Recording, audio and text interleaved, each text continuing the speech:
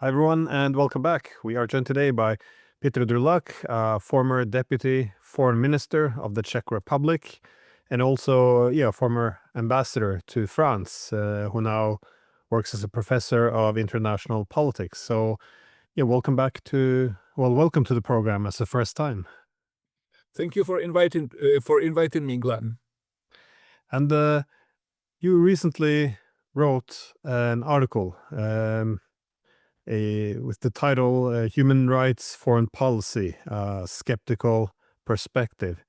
And I guess the premise of the article is that, after the Cold War, all foreign policy appears to be organized around the principle of human rights. And also for your country, as you are, again, in the top tier of the government in the Czech Republic, I guess it would resonate there quite well, given the time under communism and the idea that liberal democracy should have a central role in foreign policy. But you argue that despite this being a genuine efforts by many politicians to elevate above power politics and offer some universalism to unite the world, you are not so sure and have a healthy skepticism about the flaws of this approach of imposing too much human rights focus in foreign policy. I was wondering if you can flesh out the argument in terms of why this is. Yeah, I was actually I was always in two minds about human rights foreign policy, because on the one hand I consider it a good idea to help people in other countries to live in dignity, to enhance their dignity. On the other hand, I was also aware of the fact that human rights foreign policy is often quite one-sided, especially when we talk about the Western human rights foreign policy and the human rights foreign policy which was practiced has been practiced actually by the Czech government, in the sense that you actually pick up for criticism, for human rights criticism, only the countries which are somehow geopolitically, which are seen as geopolitical rivals. And you do not criticize the human rights abuses in the countries which you consider as friends.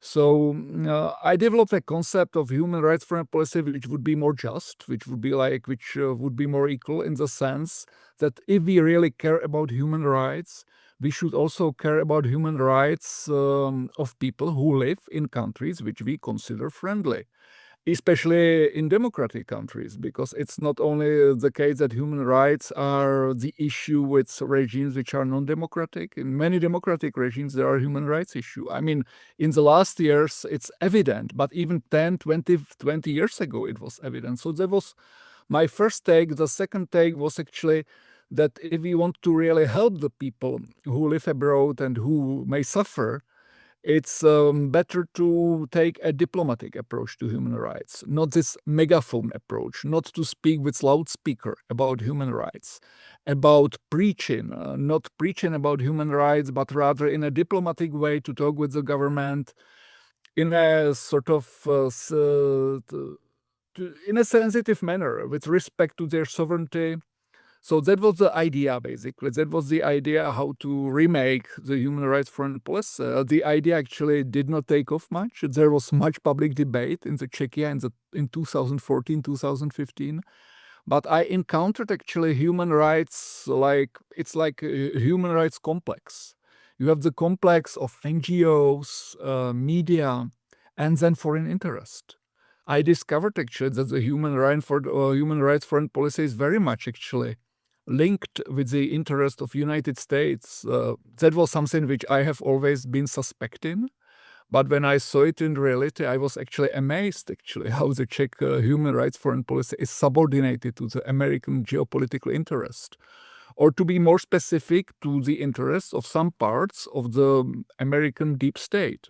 Because in the United States, we have always several schools of thought, even within the administration, within any administration. So the problem of the Czech human rights policy was its neoconservative orientation, in the sense that you really use human rights as a weapon against the regimes which you do not like. If you want to destabilize them, if you want to put them under pressure, then you raise human rights. And obviously, I mean, if you look at it, it's not just the Czech experience, it's the experience of other Western countries, that it's like almost a playbook of human rights foreign policy, that you raise human rights against the countries which are your rivals. And you never raise human rights with the countries with which you want to develop decent relations. So that was basically the experience on which I try to reflect in the article you referred to. Because, well, usually when we bring up concepts such as universalism, the universalism of human rights, it does, at the face of it, have some strong ideas. That is, we all share the same human values. It allows us to have some focus of commonality, which elevates beyond power politics. But universalism also comes in conflict with sovereignty. That is, whenever we speak of universal values, it's the assumption is we should also protect other people's. And this is, you saw this after the French Revolution as well. It didn't take long until they would also come to the aid of other people. And it's, you can say the same about the Bolshevik Revolution, come to the assistance of other people. And now with human rights as well, irrespective of how, good these ideas are. And I often find myself a bit of a dilemma, because on one hand, I don't think one should have a moral relativism. I mean, you shouldn't compare human rights in Saudi Arabia with Western Europe or Europe. However, the problem is it becomes a one-way street if you say that the human rights is the essential principle which allows you to diminish the sovereignty of another state. It only goes one way. As you suggest, it's become very selective. But which do you see this becoming more selective, or is it dying out? The human rights today, when I see the human rights foreign policy of countries which still try to practice it, it seems to me that this policy lost any credit whatsoever. Because it's so one-sided, and it actually does not do a good service to the people whom it should help, nor does it do a good service to the very concept of human rights, because it's so actually obvious that it's a political tool, that it's discredited. When we talk about human rights in foreign policy, it's always about trying to square the circle, because there is always this idea of sovereignty, which I think needs to be respected. It's, for me, one of the fundamental building stones of the current international order. And then, as you rightly pointed out, there is this idea of universalism. And when you speak about universalism, there are actually two ways how to speak about it. There is sort of a top-down universalism and bottom-up universalism. And the top-down universalism is something which is actually close to our religious tradition, that you have sort of a revelation, and this revelation actually tells you these are the rights which should be shared by everyone. That's the traditional Western approach. And this Western approach is actually not necessarily appreciated by people who come from different spiritual and cultural traditions. So that's top-down approach. Even though at start it was religious, now the liberalism is sort of a new religion, or liberal progressivism is sort of a new religion which uses the same model of thought. It's a different content, but it's the same model of thought. For me, bottom-up universalism is better. It means that, these universal ideas, or the ideas which are shared by everyone, really come out from a dialogue. So you have basically diplomacy at start. And as a result of this diplomacy, you come up with ideas, with the concepts, which you can consider acceptable to everyone. So, but with human rights foreign policy, we are not at this point. I mean, we are still in this top-down approach, which is difficult to accept for Middle East, for Chinese, for Indians. Even though India is democracy, they do not necessarily share our human rights concept. So it seems to me that for those people who really care about human rights, they should actually start to seriously work bottom up in a dialogue and try to develop the concepts which will be actually with which other countries, not just the Western countries, can live.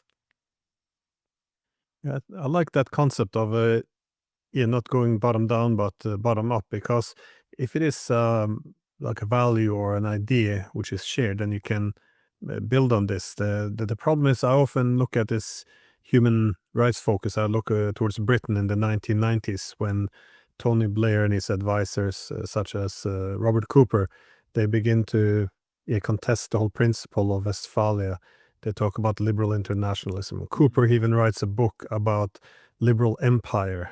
And again, when it's top down, I guess the main point was, I guess, that human rights should transcend power politics, but instead it becomes used as an instrument. That is, the countries you can knock out if you just refer to human rights. I guess it after a while it begins to tear away at the values. For example, at the time being, when suddenly the United States begin to speak of the human rights abuses in Venezuela. I mean, I'm sure there's human rights violations and reasonable criticism of democracy, but when they bring this up, you can almost hear the warships leaving the dock, like this has become the association. Every time we speak of human rights, it sounds as if we're preparing for war. But how can one have how do you throw out the baby with the bathwater? Because we were told to be very angry about a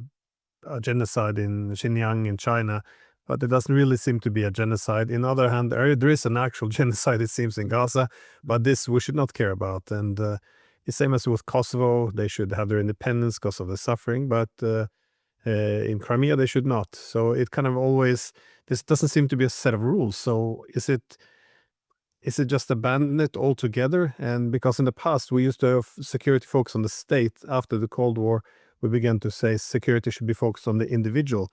But should the human security, does it have any future where it can be decoupled from power politics? I would be very careful about decoupling from power politics. I mean, politics as such is always somehow linked or tainted by power. And as you rightly pointed out, the problem with human rights is that this nice idea, which was supposed to transcend power politics, became a simple tool of power politics, which is actually the worst possible outcome, because then you actually are in the state of total hypocrisy. If you have someone who is an honest power politician, he will say, I don't care about human rights, I care about power. That may be harsh, but it's open and straightforward. But if you have people like Tony Blair, or actually in Czechia, Václav Havel, who was like the symbol of human rights foreign policy, and you listen to their preaching, and then you see them actually being either practitioners or tools of power politics, then it's pretty disgusting, I have to say. So that's actually the tragedy of Václav Havel, because he was quite a courageous person in the 1980s, and then in the 1990s he became victim actually of this practice of human rights, of the human rights power politics. I'm not sure to what extent he was aware of it, but he did it. And whenever we talk about international relations, I think we should never forget diplomacy. We should start with diplomacy, actually. And we see now that the Western countries, at least Western European countries, are not able actually to conduct diplomacy. We see it in case of Russia. Russia-Ukraine crisis. To some extent, or to a large extent, this crisis was actually caused by the European and American refusal to conduct diplomacy with Russia, because Russia was asking for diplomatic solutions for many years. They were refused. So, and the very, I would say, rejection of the concept of diplomacy is reflected in this human rights foreign policy. Of course, you can do some good things for people abroad if you really care about their fates and if you feel that they suffer and that they shouldn't suffer. But if you do it without diplomacy, and if you choose the path of preaching, you do nothing for them. You may do something to get your own moral self-satisfaction, how good you are that you care about them. But you do nothing practical because the people, because the governments on the other side will be necessarily offended. And it will not be, it doesn't want to be seen to act under pressure of someone in the West who in the past committed many crimes and who now preaches about human rights.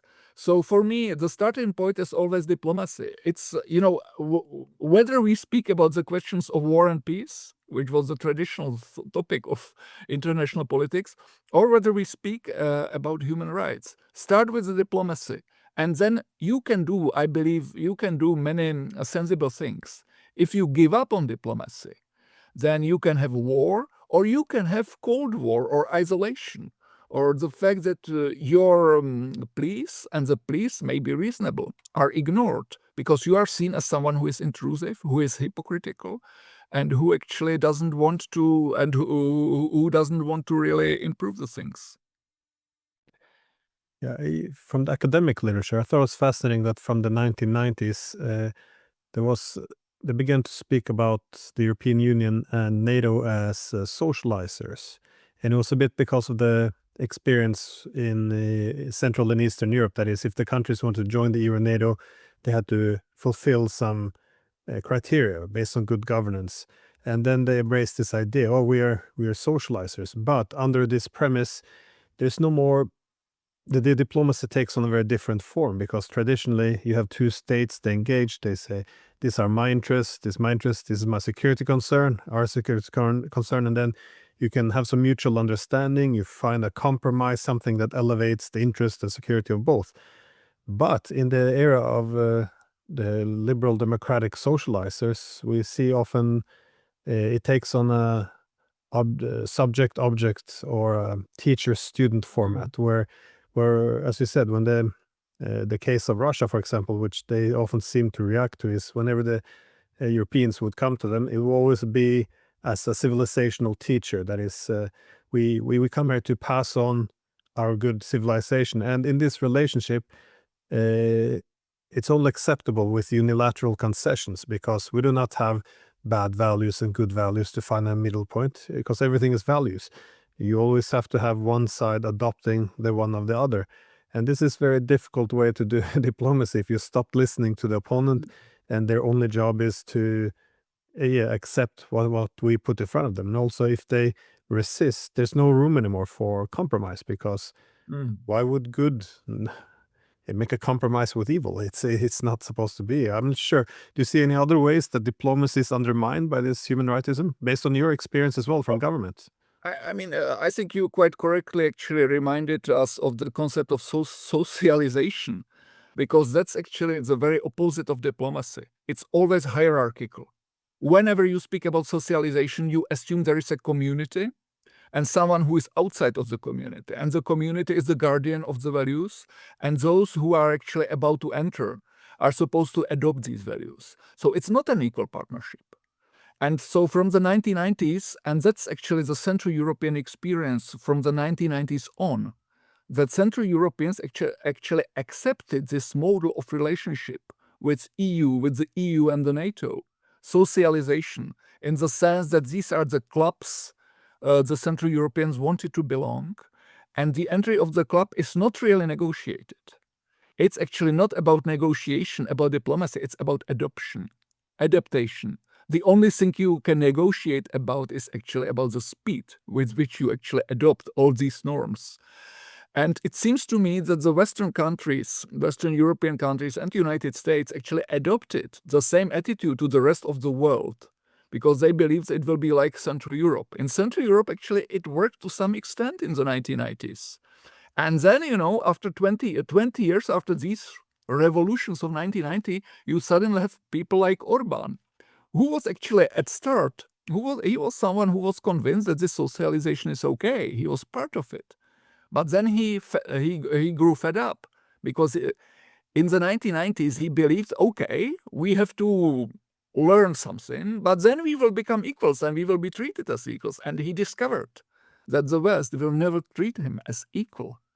And he insisted on being equal. And that's a problem, actually. That's a problem between Hungary and United and the EU and the NATO. So it seems to me that the Western model of the Western perspective of world politics as the field of socialization where others emulate the American, French, British models of society, models of human rights is outdated. It was actually quite ill reflected in the 1990s. But at that time, Europeans could still believe that they are in the position of power, so that they will be able actually to be attractive to others, to impose the things. Now they probably, maybe they did not find out yet. Some of them did not find out, but many people found out that Europe is not in such a position, that it is not the case that the rest of the world is eager to be like them. And you have growing a number of people in Central Eastern Europe who actually believe that they do not want to be like them.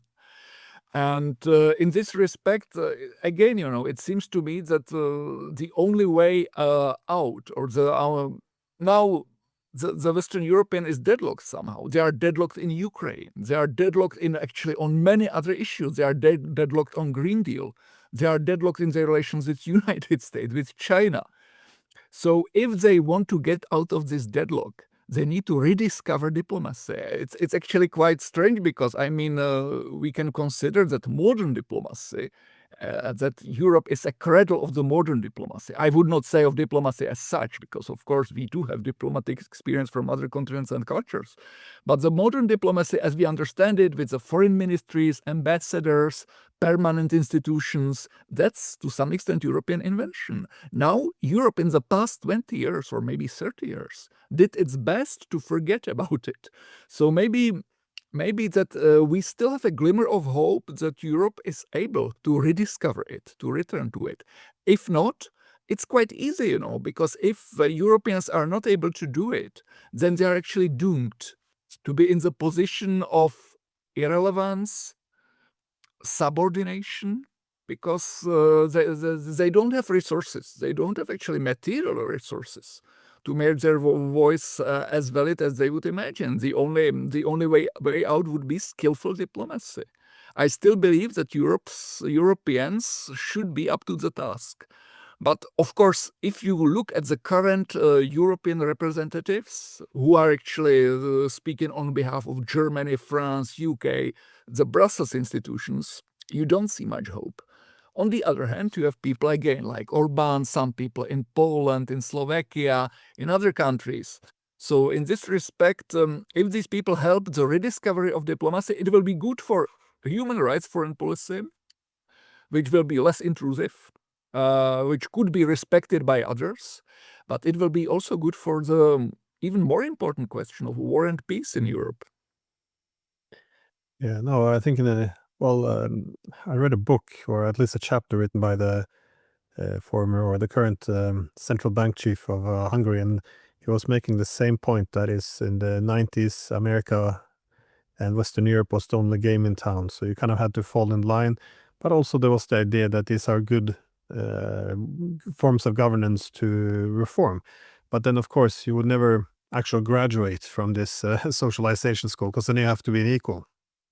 But now it's much worse, because now you have alternatives. So for Hungary, for example, they will now look towards diversifying their economics more. So when the Germans, for example, put the pressure on them that they need other partners so they can withstand the pressure. In other words, it's not seen as legitimate anymore. But I also hear from diplomats from China, India, that they're quite confused now by the Europeans, because they still come and try to lecture them, even though the power distribution has shifted immensely. So it's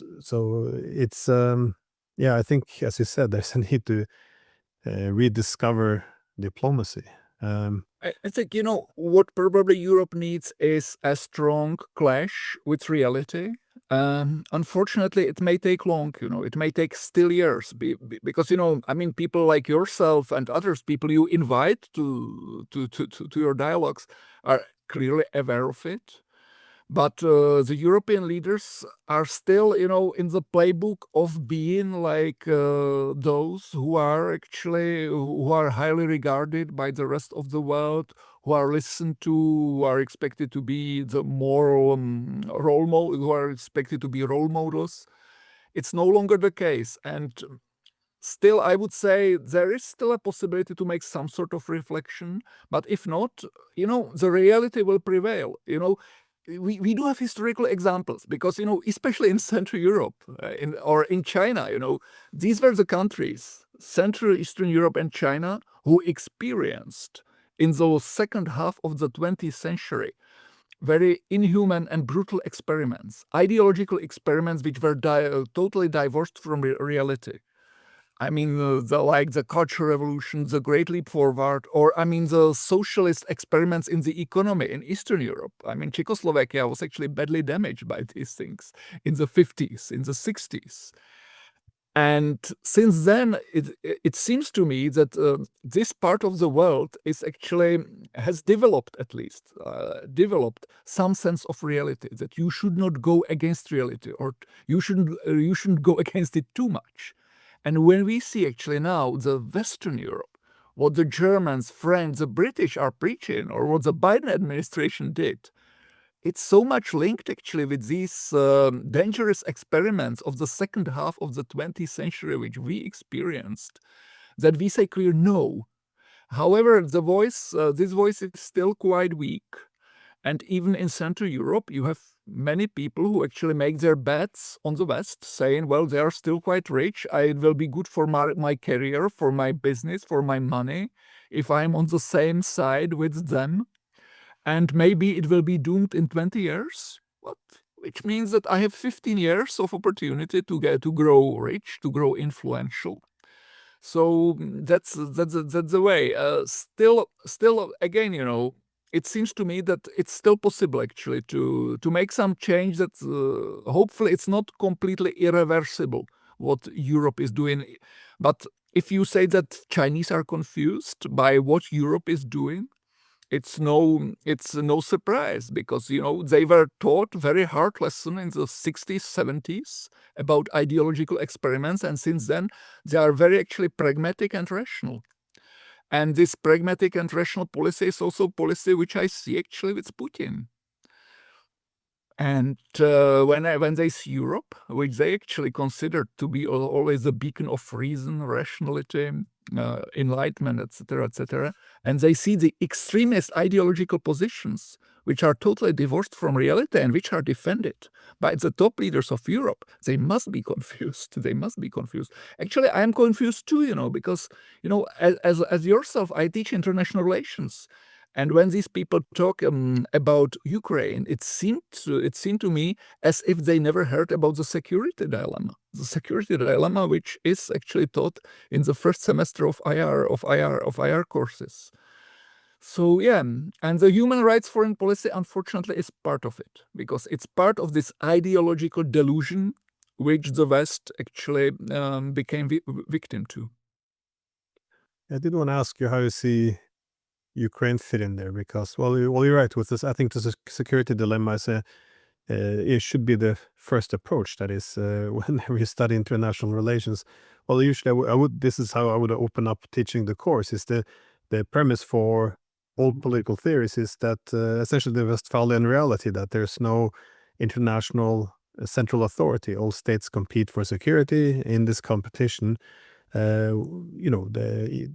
the states end up in a security dilemma where they unavoidably, or against their will at least, end up in conflict. But this is why security often is premised around the idea of indivisible security. You find ways of increasing security of both sides. But what is so strange is how ideologies kind of just erased reality, because I remember in the 1990s there was a lot of open discussions about this. You had President Clinton himself in 94 who said that, well, if we expand NATO, we could redivide the continent. The Russians would feel threatened.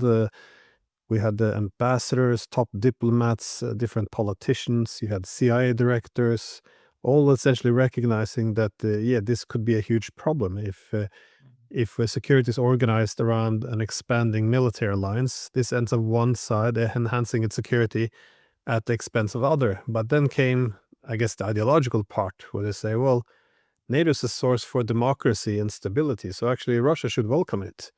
And if it has some concerns, well, it can't have a veto. And this is said like it makes sense, but why wouldn't the largest country in Europe have any veto or a seat at the table? Because if they're denied an institutional voice, they're only left with the military option. And you see this whole discussion is going through the 90s, 2000s, just with these ideological slogans. And of course, in 2021, they said, give us security guarantees or we'll explore the military option. Still nothing. And then there's a war, and 3.5 years, the European leaders, most of them, have refused to sit down with Russia. Even now that the war is being lost, it doesn't make any sense. But the logic is, well, they're war criminals and they're bad, so we can't talk to them because we might legitimize them. It's you said, at some point it's going to have to be forced to kind of reconsider this position. But do you see us moving in that direction? Because things are going very bad now.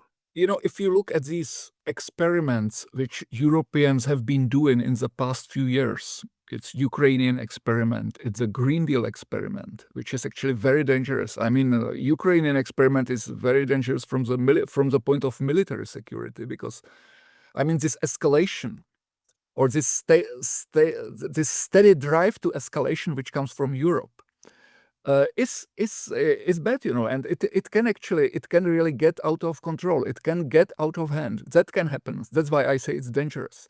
But the Green Deal is dangerous as well from different perspective, because it's something which does real damage to European economies.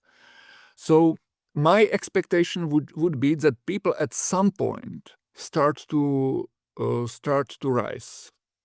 I mean that there will be a public pressure to give up on these policies. Another policy which I think is very dangerous is the migration policy. Open gates. That's something which actually destroys Europe. So I expect actually the public pressure, which will again come from bottom. I expect bottom up pressure, which will actually make the leaders either reconsider their previous position or replace them with leaders who will have different ideas about what to do. Now, if you look at Germany, you see actually that the country which is the strongest in the opinion polls is AfD, which is quite logical outcome, and which means that German voters are really fed up with what the establishment parties, no matter whether Christian Democrats or Social Democrats, are doing, because they are doing all the same foolish policies on Ukraine, on Green Deal, on migration. So I see actually it's still, like this better option that you have a democratic pressure, and that the European system will be able to respect the democratic will of people. Of course, you see also the other tendency, and that's a complete suppression of democratic will of people. Right now, it's more Moldavia or Romania where you see this tendency. I just imagine that they will do the same in Germany, they will do the same elsewhere. Then it's actually the alternative, which is, I would say, the ugly alternative, which is looming, is the civil war. I still believe that that the European democracy, can save actually Europe from the current irresponsible elite. So that would be like my expectation, that there would be a social pressure, civic pressure, to do the things differently, not in the sense that the public opinion would be completely informed, would have clear ideas, but may generate actually people who will try different things. I mean, like Trump in the United States, he's not actually a panacea. He does many things which I consider very controversial. But from time to time, you see someone who has certain touch with reality, and he fights battles on many fields. I think the most important battles are actually inside the United States with his own deep state. And still, it's a much better option than the continuation of the previous democratic administration. So why could not we imagine a similar development in France after 1.5 years, or in some other countries. So I still believe that the democracy will be able actually to provide solution for this for this insanity. But the longer it the longer it takes, the more painful and the more costly it will be for us. That's obvious.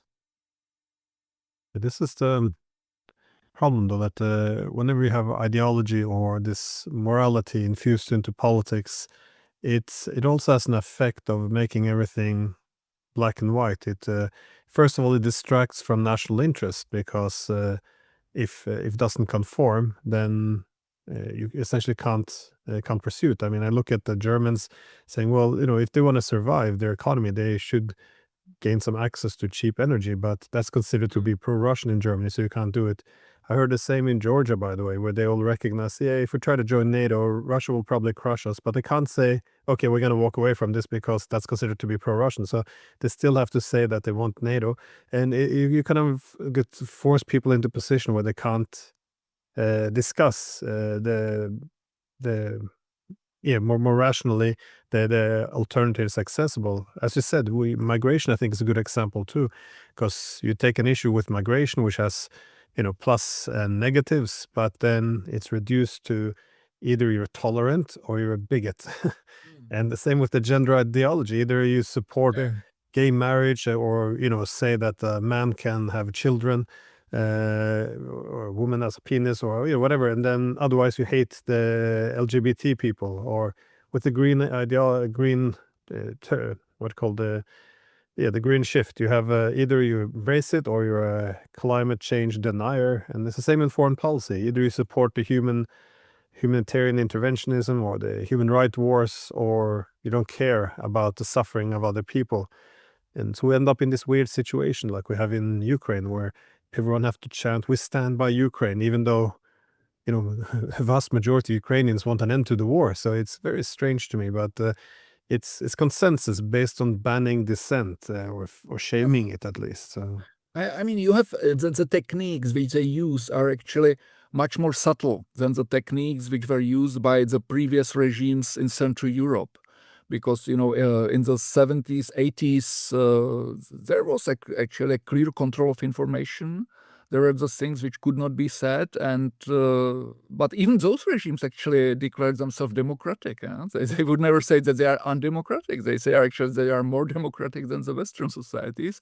But there was no freedom of information, no freedom of speech. And the regimes actually which came, which were on the opposite side, to some extent respected some sort of freedom of speech, but in the last, I would say 10, 20 years, it's very much linked with migration. I would say migration was important engine of censorship in Western Europe. So the free debate, the free discussion was no longer possible. And they started, the state started to develop all kinds of surveillance techniques of the suppression of the free speech, by which they undermine the democracy. They still call themselves liberals. They call it liberal democracy, forgetting that liberals historically usually argued actually for the free speech of all. They now say that true liberal is someone who actually who suppresses the speech which they consider hateful, and hateful speech is for them, and hateful is anyone who does not agree with them. So it's an unfortunate tendency, and I encountered it myself when I tried to reform actually the Czech human rights foreign policy, because suddenly I was pictured as someone who is against human rights, who is the friend of authoritarian regimes, etc., etc. And it was a debate which was difficult actually to win, because I mean their loudspeakers are very, very powerful. So in this sense, it's the unfortunate state of the European democracy. And either we may actually conclude that the European democracy is doomed, which I still hope it is not the case. But if it's not doomed, then it needs to be fought for. I think it's worth of some fighting. I talk about peaceful fight, democratic fight. just to preserve, I mean, the freedoms which we hope to have and which we had for some time. I mean, I still remember the 1990s where there was significantly more freedom in my society than it is today. And when we looked actually to the Western countries, we saw the models of societies which functioned in a not perfectly, but still in a way which was worth of emulating. Now, when I look to the Western countries, then the only thing I have in mind is that I do not want my country to look like them, you know. But yeah. Yeah, one does get a sense of decadence. Well, I noticed here I moved home after 20 years and I don't recognize society at all. But it is an interesting, I heard this academic approach would point out that, during sometimes through globalization or times where society is thriving, liberal democracy tends to fare better because liberal ideals and democracy, you have democratic support for these ideals, but then after a while they begin to break. So you end up on one side, the ones who want to keep these ideals alive without public support. So they're like undemocratic liberals, and then you have illiberal Democrats. So which Yep. would be the Orbans effectively, who's contesting a lot of this liberal idealism which the EU is pushing, but at least he has democratic support. That's why I was wondering, how long can this go on? Because you see now a lot of the people with democratic support are being taken out of the race because they're not abiding by the ideology. So in France, they got rid of Le Pen. In Germany, talking about banning AfD, which is now the largest political party in terms of support. Romania, of course, is just canceled the elections. And I know in Hungary, they're saying that the EU is contemplating maybe removing him from power. You probably saw in Slovakia when Fico got shot, the reactions coming out of media across Europe was, he pretty much had it coming, he's a Putinist. This is very strange, as a way of saying he's not the legitimate. I'm not saying there's some conspiracy behind it. I'm just saying that he's seen as illegitimate almost. Meanwhile, legitimate leaders are those who abide by this ideology. So it's Macron, Starmer, Merz. They don't have any public support, but so they don't have the democratic mandate necessary, but they have the ideological commitments, though, which is another source of legitimacy. It's it's really this divorce of liberalism from democracy. That's a very important development of the past, again, 20, 30 years. It started probably earlier in some countries. And, it's also, I mean, for many of us, the question of choice, to choose the side on which you are, whether you are on the side of democracy or whether side of liberalism. For me, liberalism is just one of the ideology which has some merits, which has some historical merits especially, but which became discredited in the past 20, 30 years because it turned against the democracy. Again, in Central Europe, we have the same experience with socialism. I mean, socialism is a great idea, very great idea. And I think there are still many important things which were claimed, which were fought for by early socialists, and which still are to some extent valid, like economic democracy, some sort of reasonable equality. I don't mean total equality, but reasonable equality in society. These are important socialist ideas. But in our experience of the 20th century, it was the socialism which turned against democracy. It was the Soviet model of socialism. And that actually contributed to its discreditation. So today in Czechia, it's almost impossible to talk about socialism in a positive way. Socialism refers to the regime, previous regime. And in my opinion, the same sort awaits liberalism, because the fact that the liberalism turned against democracy will ultimately lead to its discreditation.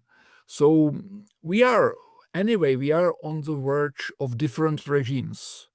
I would actually argue, I would argue that it's worse to fight that these regimes are democratic, and that they actually do not, that it's not the regimes of some enlightened dictators who may be enlightened at start, but who turn crazy after a few years of rule, as it is usually the case.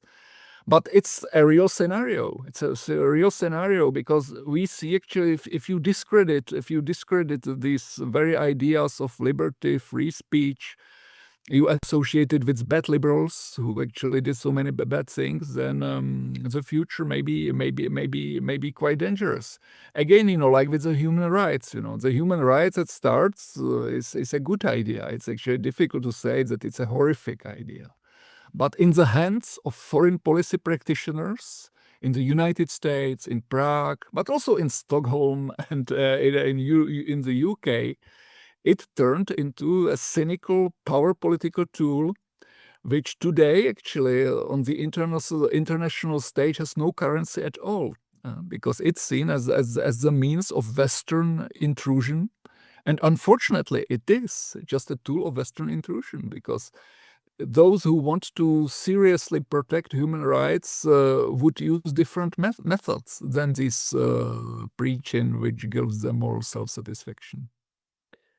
Yeah, well, it's actually 200 years ago, you had John Stuart Mill. He was making that point as well, because at that time there was more. He said, democracy is a good thing because because that gives more support for the liberal ideals to challenge the tradition-led Victorian England. But the idea was, he was saying, in the future, if the public support goes away from these liberal principles or ideals, then what do you do? Do you go with the liberal principles or do you go with democracy? And he said, well, then it's better to have like liberal elites who take over, because democracy is a means to an end in his view, which is kind of a scary thought to put forth. And this is kind of a way I feel, where we are today, with liberal elites who kind of know a little bit better than us, and who has to kind of push the people aside.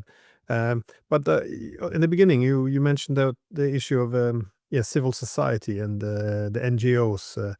Well, in my opinion, they seem to be almost hijacking it, Yes. civil society. So yeah, that was kind of my last question was going to be about how do you see this aspect, because every democracy requires, it can't be just people voting. This can't be the only participation in the governance. It has to be also other areas of civil society where society can make an input.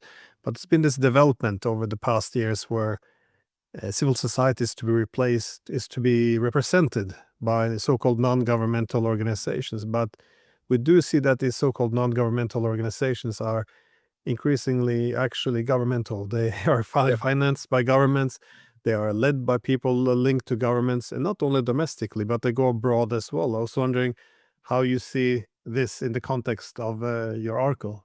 It's like with the human. The civil society is a great idea, and I still believe that civil society is very important. But I would actually clearly distinguish civil society from NGOs, because today, when you say civil society, you often mean NGOs. It has nothing to do with civil society, actually. The civil society is actually based on voluntary activity of people. So you have your profession, and after your profession, you dedicate every day several hours, every week several hours to the work which is for the society. Can be either church or some charity or some other thing. Now, what we see as NGOs is actually a new class of professionals. These people are professionals. And these professionals are, as you rightly pointed out, funded either by the governments or by oligarchs or by supranational authorities. So in Europe, we of course have European Commission, and the European Commission is an important provider of funds of the NGOs. What kind of funds are provided, or what kind of organizations are supported? Of course, the organizations which are expected to spread the ideology, which is Brussels ideology. If you are supported by an oligarch, again, there is some ideas which the oligarchs have about how society should be run, and they have their own NGOs which spread these ideas. The same with the government funding. So for a democracy to work, you need a civil society, but you don't need NGOs, because NGOs actually turned into the tools of preservation of the current liberal undemocratic system. And of course, the people who are actually engaged in the NGO activities are often people who claim for themselves certain moral monopoly, because they see themselves as bearers of some ultimate truths which were revealed to them. And they actually use the funds which they receive from these friendly sources to promote these things, often despite or against the will of democratically elected politicians. So again, especially in the area of human rights, you have NGO human rights industry from which many NGOs profit. We here in Czechia, we have actually an NGO which is a giant NGO. It's an NGO which is called People in Need. It has a budget which is comparable with the budget of the Czech Counterintelligence Service. It's almost comparable with the budget of the Czech Foreign Ministry. Most of its budgets comes either from Brussels or from United States. Some of it from the Czech government as well. And they have their own ideological agenda, which is, in the field of human rights, clearly neoconservative. For me, this is not an offspring of civil society, not at all. It's just another actor. It's just a pressure group, So I see them. I see the current NGOs in the same box as other pressure groups, as business lobbies.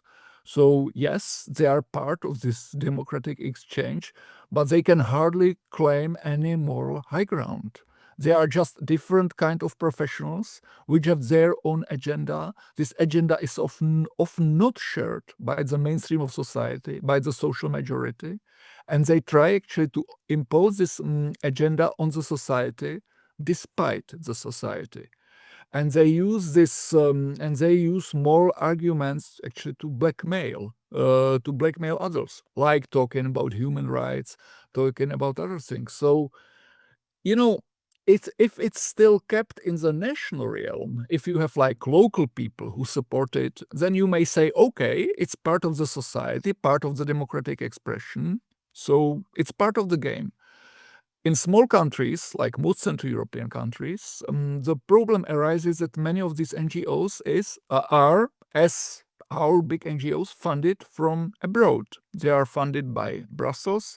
They are funded by National Endowment for Democracy, by Soros, by others.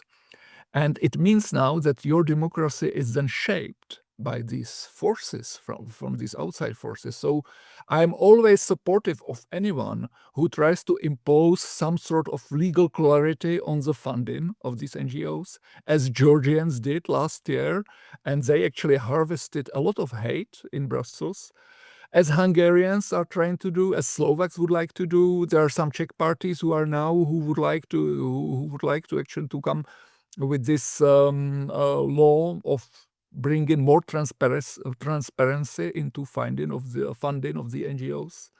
So yes, NGOs are part of the game, but they need to be checked to be still useful, because they can be useful unless they actually exceed unless they cross certain limits. Yeah, you mentioned National Endowment for Democracy. This is an interesting one, because all the evidence around it or information is quite available. I mean, it was set up in '83 by the CIA director and Reagan for the explicit purpose of gaining influence in civil society in Eastern Europe, but it's also since become a wider instrument to have to hijack or represent civil society in other countries. I was recently in Georgia with Jack Matlock and others, and the amount of the NGOs which are there are quite astonishing, and they're all financed from abroad, and they all demand that they are the one who actually represent Georgians, irrespective of the election outcome, what people vote for.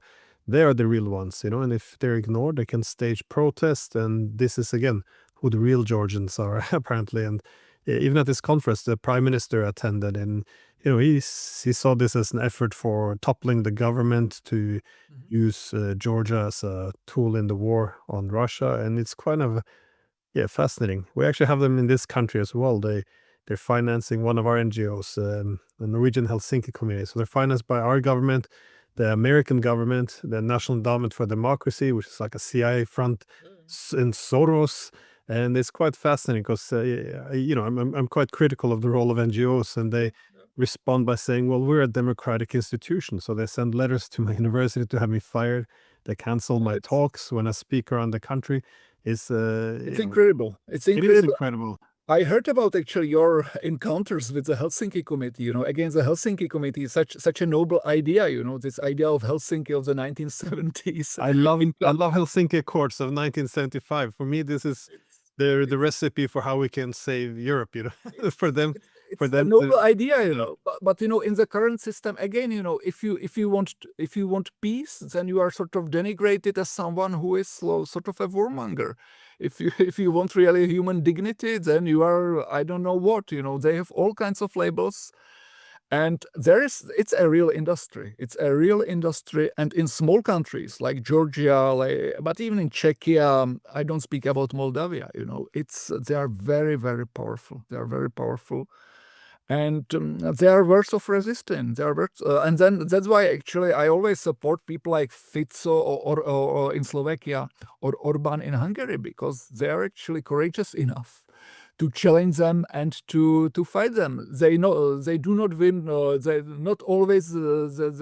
not always win, but at least they are able to shift. They are able to shift, I would say, the realm of democracy a few steps forward, against this liberal